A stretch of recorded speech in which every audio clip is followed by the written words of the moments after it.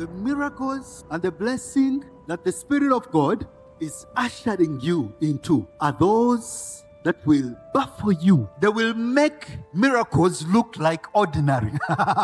You see, there are things that you experience and you maybe think that it's extraordinary, but it's within the realm of your comprehension. You as a child of God, you as a new creation. But then there are things that the Spirit of God has brought me here to prepare you for. Now those things shall baffle even those that believe in miracles. You see, the Lord is preparing the ground. The Spirit of God is preparing that ground. I'm telling you this, that you walk into it and you begin to wonder whether this life, this age, is still in existence.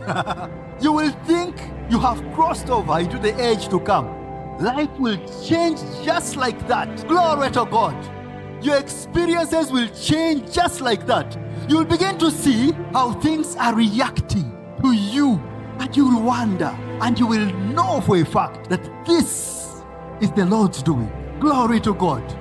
Now you see, there is a dimension. When you start to enter into that dimension, everything that you once knew and that you once actually walked in and you were established accordingly begins to feel like it cannot connect with what God is doing. There is a dimension when you start crossing its borders, entering into it, it begins to appear to you like you're actually dreaming. You don't believe that you are awake.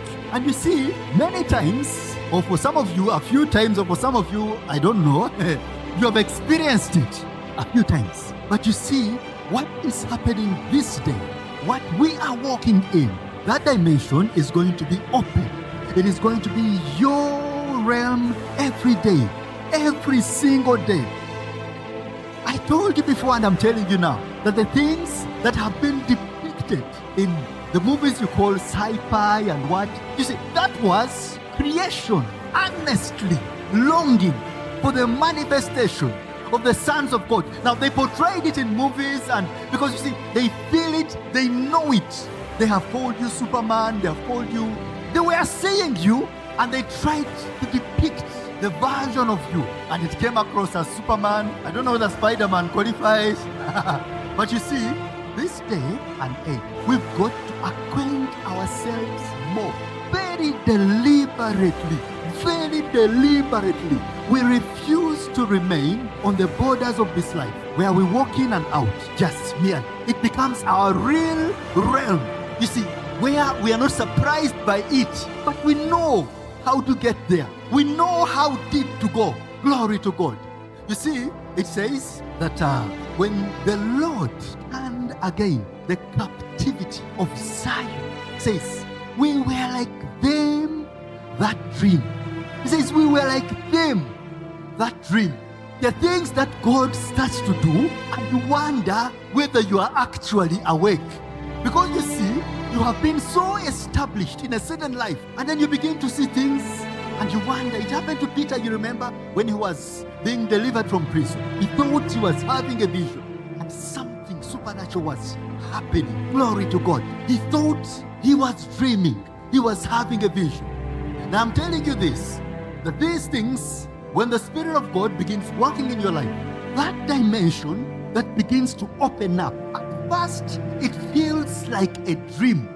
It is not familiar at all to the things you have learned and experienced in the physical, in the earthly. It is not familiar at all.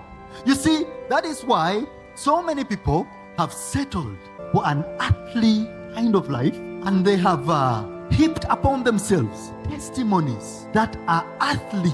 You see, those are the testimonies that have been accepted in the domain of the church because, you see, they sound familiar, they are believable, they are acceptable. But you see, until you begin to experience something that you begin to pinch yourself whether you are actually awake, you are not yet crossing over. I'm telling you this, that things begin to happen and then you begin to wonder. I remember times ago when I was on campus, one of those days when I would decide to go, I would I would be experiencing things, heavenly things. And then when I set myself to go, while I'm going to get a taxi and walking down, and I'm looking around, a time would come when sometimes I would go in front of people to see whether they can recognize me.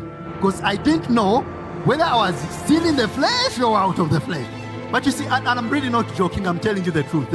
It is because of the frequency and the extent to which I had gone that at times I didn't know whether actually I was still on earth, even when I would do things. Because sometimes it actually proved that I was not in the physical, and I would think I am there.